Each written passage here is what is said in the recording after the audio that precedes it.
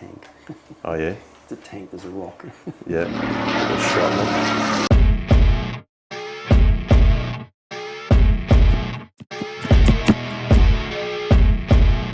Alright, welcome back guys. It's been a very long time. I've been to America in that time and I've seen some of these things in abundance in sheds. So today we'll talk a little bit about that, but the plan is to get the crankshaft out of this block on our V12 Meteor, and so far it looks like everything's in good nick and we'll be able to get it all cleaned up and out of the room so we can get a bit of space back in here for a while and start preparing the smaller parts. And yeah, Tony, what else do you think we're up to now? We're pretty well on the U-turn, aren't we? Yeah, look, this thing from what we've seen, like you said, Lawrence, everything seems in very good condition. The crankshaft looks really good. We haven't seen the mains yet, but the big ends look, they're perfect. So we'll probably just reuse those bearings. We don't know the history of the engine, how much it's run, but we don't plan to load the engine up to a maximum sort of output. So we think it'll just be fine to run with those bearings. We're just going to replace everything else that needs replacing, the gaskets, and we need some rings. Yeah, so a little bit more on my US trip. I managed to drop into vintage V12s, which we spoke about briefly in I think our first episode, and the guys there have got a reconditioning facility where they do all the V12s for aircraft mostly, and I think they've done a couple of Meteor engines. But a guy named Matt there was kind enough to give me a little tour on a Friday afternoon. We just dropped in and unfortunately Tony wasn't there, but hopefully he might be able to help us out with some parts for things that we need to put this thing back together just to make it run. Unfortunately, Jose, the business owner and the guy that started that business, I think he was over in Turkey at the time or something. I didn't get to meet him, but I'm sure we'll make communication again soon when we need to reach out for some advice or parts and get this thing running again. Yeah, hopefully be able to reuse the bearings and rings and most of the bits and bobs. It's never going to see work again. We're just going to run it and somehow make it move under its own power at most. But so today you're probably wondering what's going on here. It's pretty obvious. We're hanging the rest of the engine on this $200 engine crane at the moment, which is very bush mechanic and industrial. Don't take a close look at this, but it's not going to fall off, I promise. We've unbolted it from the cradle to lower it because we need to get the main cap through bolts out of the block, and where it was positioned it was going to run straight into here. So you can come in and we'll start knocking a few of those out, and I think we just get into it, Tony. Yeah, let's just get it apart. This will be a short episode. As I said, we just want to get it apart and out and move on with getting it rebuilt. So let's get some of these through bolts out. Yep, so we need to drop it down a little bit more. So I'll come down. It's a little bit weighted unevenly at the moment, but close enough.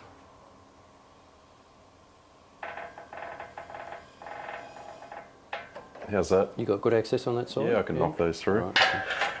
So what do you want me to do? Just give these a little tap? Try that rod, these ones here, just to push them right out, and then we'll just move on from there. So down here where I'm putting this rod, I'm just knocking through a stud that runs all the way through, which when it's out, Tony will show you. Yeah, the other side. Oh no, it's all right, I've loosened the tag now, you can bring it right out, each one. Just go on the other side now. Yeah, you can just go all the way with it. That's it. All right.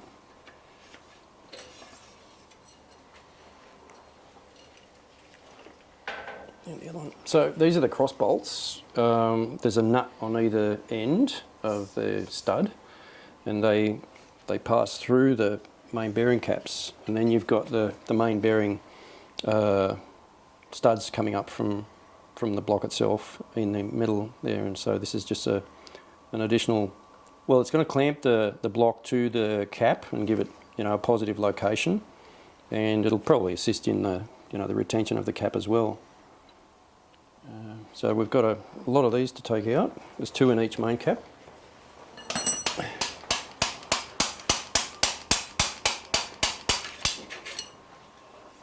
They're all secured, all these nuts, with these lock tabs, these split lock tabs, which is common on just about everything externally on the and internally on the engine. If it's not a split pin, it'll be a lock tab. So I've just got a brass hammer here just to knock these gently to get them started. They're moving quite easily, so that's a good sign. Yeah. We did have a problem, remember, with the first cylinder case, getting that up and off the block, didn't we, with a jam stud? Yeah. Yep. Oh yeah, there's coming out like a dream. Oh, good.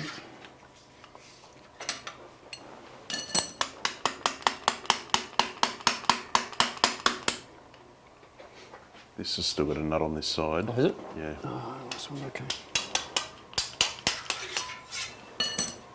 I'll get all these other ones out. What do we got now? Yeah, up here. Up here.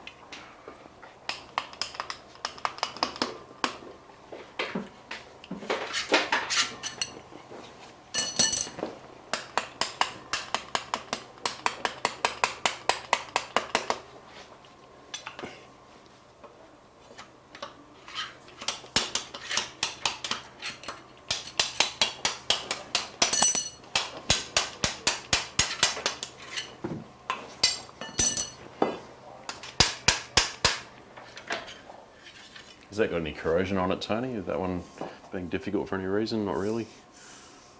Looks okay. Yeah. All right, so we've got those out now. So we're going to raise this back up and just remount it to the frame, and we'll continue with getting the main caps out. Is that right, Tony? Yep. Up to the main caps removal. Yep. And All then right. we'll lift the crank.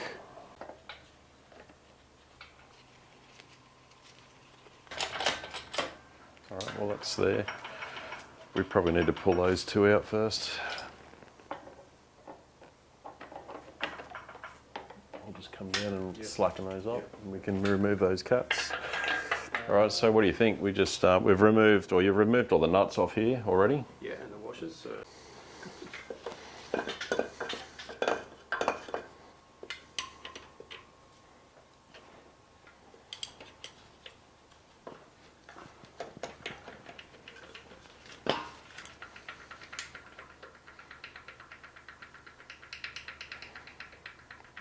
Really there.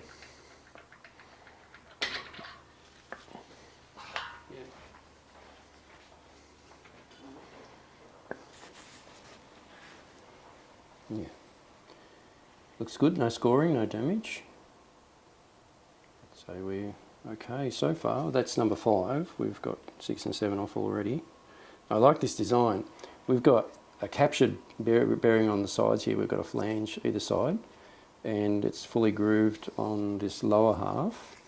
And then we took this other one out before, number 7.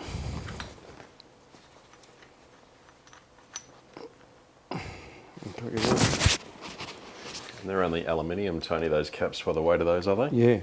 Yeah. This is really nice.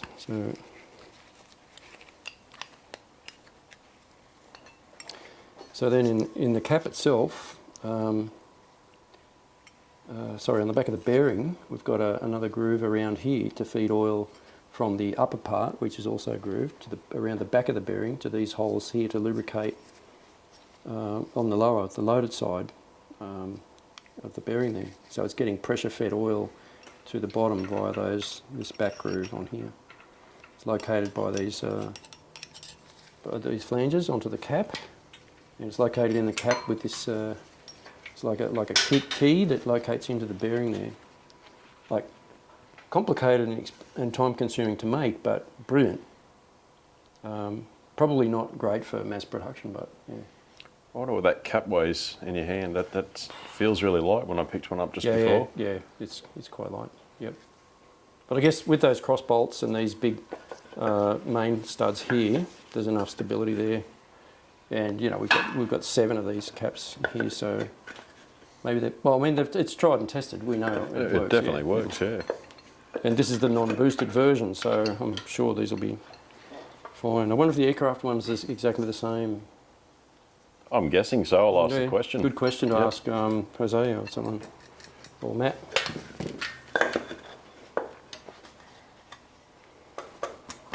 Be interesting to know what kind of weak points they found through the evolution of the engine. You know, what needed improving to add more safety, more life, more reliability. Might just come up a bit more for you there, Tony, first. My bit of soft pine's working really well for this. It's crude, but it's working. Yeah, yeah, looks fine.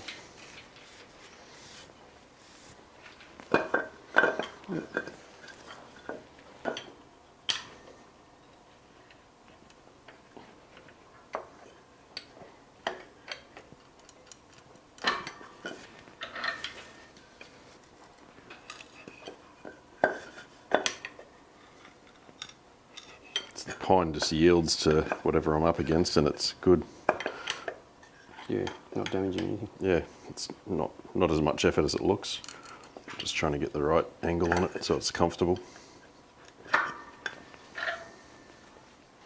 Down here, the last cap we've got to take off also has the little timing indicator mark on it. Probably just for our crank position, for knowing where our rotation is for timing the engine, I assume. Yeah, Would it serve any other purpose? Yeah, it's got timing marks here. It's probably for setting tappets. Which cylinders are at 2DC. Here, for example, what does it say? B6, BDC. BDC. Yeah. That one's A1 BDC. Yep. So that's bank A, bank B, cylinder 1, cylinder 6. Yeah. We'll find all that out when we read the book to put it back together, I guess. Yeah, yeah. The numbering allocations.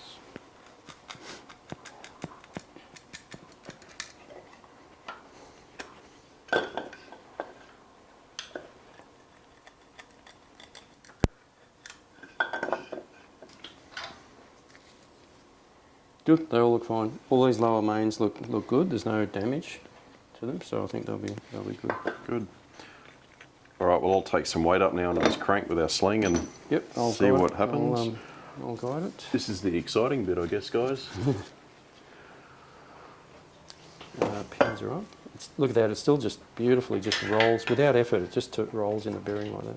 I guess that's kind of doing a quick straightness test, isn't it? You've got a nice straight crank for the length of it. Yeah.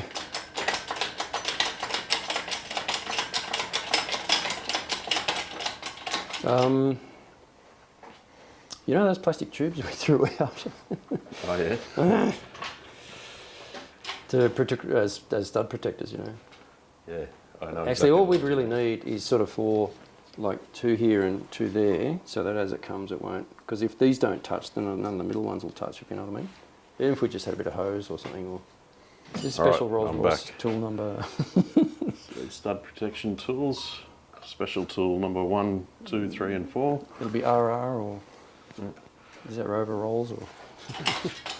All right, we'll come up. Yep, got it. That's it, wall.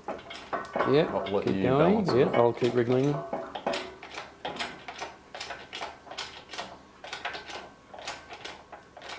Yep, beautiful. It's tight with that trigger gear, that drive gear. Yeah, You might it's all have right. to It's still, I'm adjust. still wriggling, so it's still free. So.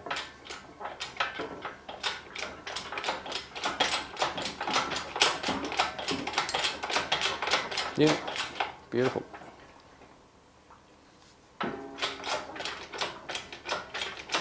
What we might do is I'll roll back, Tony, and we'll come down onto the legs. Once you just get a bit so higher, it's yeah.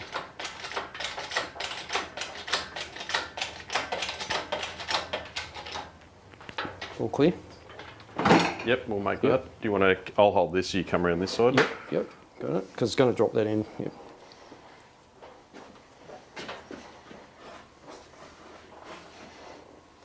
It's obviously not good to hold a crank like this for too long because it'll get some sag in it. I assume it's not the best for a long one. No, we'll support it like that.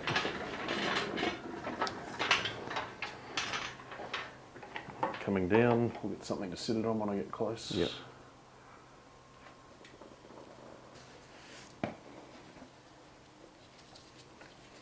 Look, Lawrence, look. See, have a look. Look at maybe this on the strap camera. out Yeah, of have a the look at it. Have a look at that. Look here, they've flattened the journal down here, probably to introduce more wider oil, like a spread over the journal. So this is where it comes out, so it floods that area. Well, it's coming in from the block here onto the main, Yep. and then it's going and filling the cavity and then to the big ends, and they're cross drilled, and so are the mains. So both of these are cross drilled. So you've got 180 degree oiling options, but with this wider area here, it's spreading the oil out, so it forms a beautiful oil wedge all the way around the journal. Okay. I've not seen that before. No, I haven't seen it either. Yeah. And Well, they would have calculated the optimal width to get that oil wedge, evenly around the journal. This is a little bit of dark colour here on this one. I can't really. I'll just take my glove off. I'm just picking it up with my nail. It could be acid or water damage, but I can pick it up there. Which you can expect. It's what? How many years in storage? 73. 73 years, and it's got a little bit of it's either acid or water. You can just catch it, but for for what we're going to do, we'll just clean up that area there. A little pocket here, you can feel that. Oh yeah. Okay, for 73 years. It'll still turn though and do what we need it to. What a beautiful piece of steel. Look at that. Imagine the man hours that have gone into this because of all this, this hollowing out of the pins and through the mains there, and then making those cups and the screws to go in there, and the drilling, the grinding. It looks like the whole thing is fully machined everywhere. I can't see any, unmachined area whatsoever. Yep.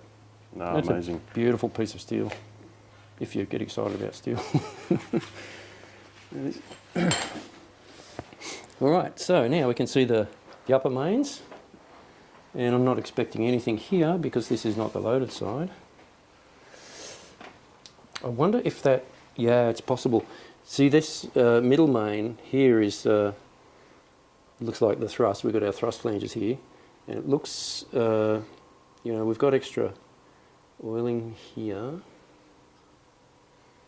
So we've got two oil holes on the end. Yeah, so we must be feeding. We have to look at the circuit to work it out exactly, but it looks like we've got a lot of feeding coming in from this one and the end mains.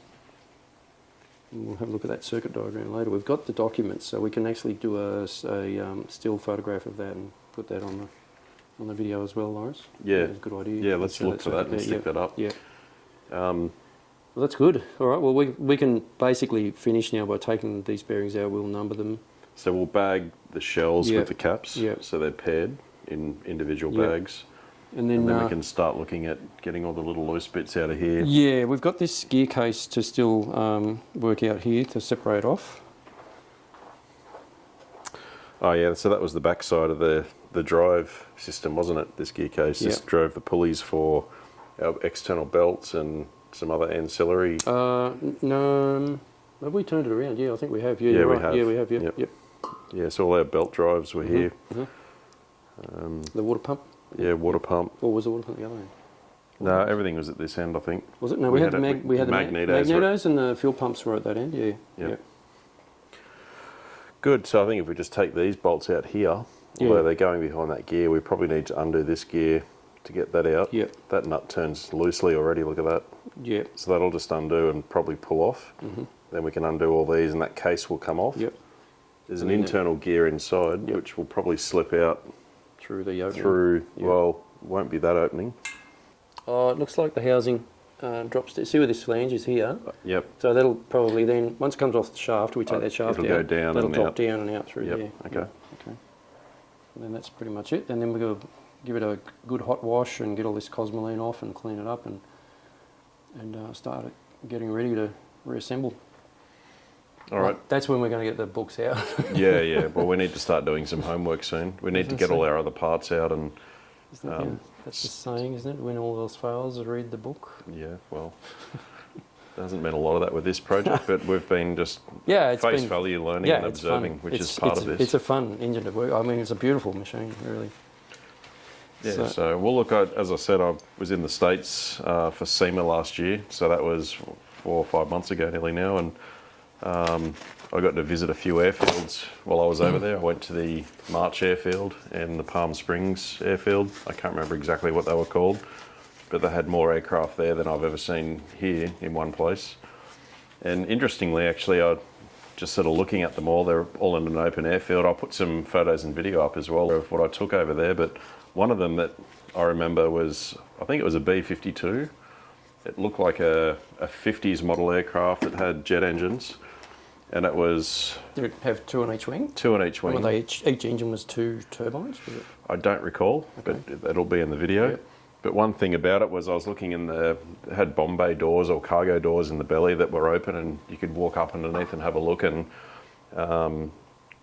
as I said, I did a little video which I'll cut in and put there for everyone to see what I observed. And I'd like to know if I'm right or wrong about it, because it was really interesting. I always wondered how they pressurised cabins in the early days in an aircraft, and I thought, well, has to be some sort of pump or oxygen supply or pressurised tanks or something. But I found what looks like a turbo sitting in the bomb bay area or cargo area of this aircraft, and it had an intake coming through the belly of the fuselage and was run off some sort of exhaust gas from the turbine engines and looked to be pressurising external air into the cabin area of the aircraft. Oh, it was ducted up into It's all ducted, and there's a network of plumbing and everything, and I'll put that video in here and see what you guys think. So I'm standing next to another big girl here. She's a B-52 Flying Fortress jet engine era, which was early Vietnam, and I found something interesting. That's a pressurized cockpit. Most of this aircraft is full of bombs. They're the bomb bay doors here, which are hanging, and you can see that's just bomb area holding those guys. This is the landing gear bay, and we were just looking at how busy all this is. We've got two big hydraulic rams that lift the landing gear here. That's the axle with disc brake calipers with pistons for the brakes. But if you've ever wondered how they pressurised cabins in the early days, this is a turbocharger. That's the compressor housing, that's the exhaust housing, that's an exhaust system. This is the intake pipe, which pulls air up from underneath the fuselage there, compresses it up there, goes into that piping network all there, and runs through that silver ducted pipe there into the cabin, and that's how they pressurise the cabin on these early girls. Check out all the wiring in this thing. You wouldn't want to have to find an earth leakage. All cables and that.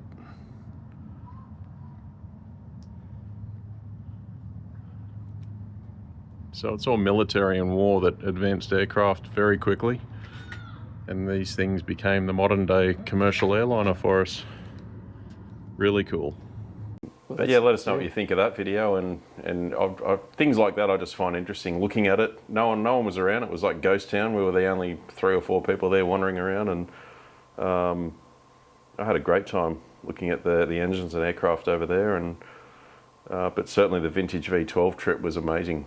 Yep, I think they cater for pretty much every derivative, don't they, of the Merlin and sub-successors. The Allison, the Griffin, the Merlin. Oh, they had Allisons too. Yeah, Okay. they had all of them there, and look, there might have been 40 or 50 engines I could see in some sort of complete form or near complete form, but they're flat out just doing aircraft engine rebuilds. They had a static display stand to be able to run their engines for running procedure after a rebuild. Right.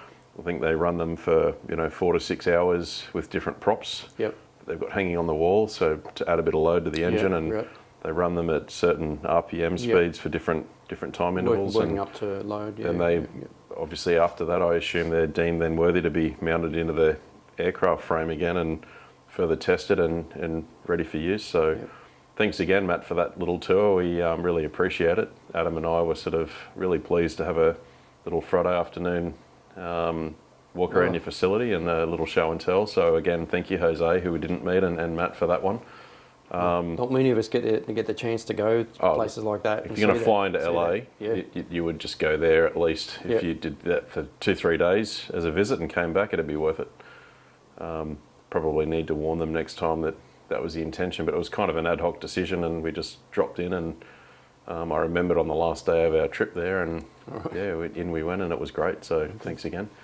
All right. Well, I don't know that we'll really show much of pulling bits and bobs off here. We're up to the cleaning stages. We'll probably dismount this off camera again and put it through the hot wash and get it all clean and ready, and come back to you with a clean block. A clean block and you know, some other components laid out on our benches. We're going to build some benches in here in this area and get this out of the room.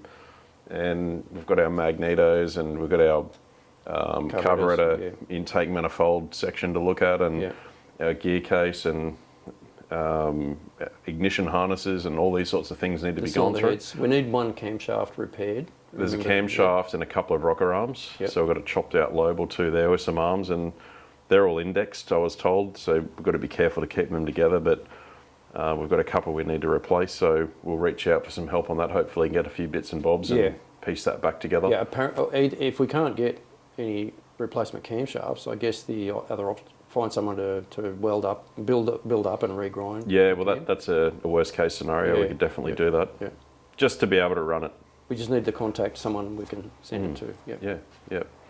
All right, so a real short and sweet one this time, guys, but it's been a very long time coming. We've just been really busy in the shop as usual, and every weekend we go to talk about doing this, something comes up. So it's hard. Yeah, it is hard, but we'll always do it. So stick around, and we'll see you guys again next time. Thanks for watching.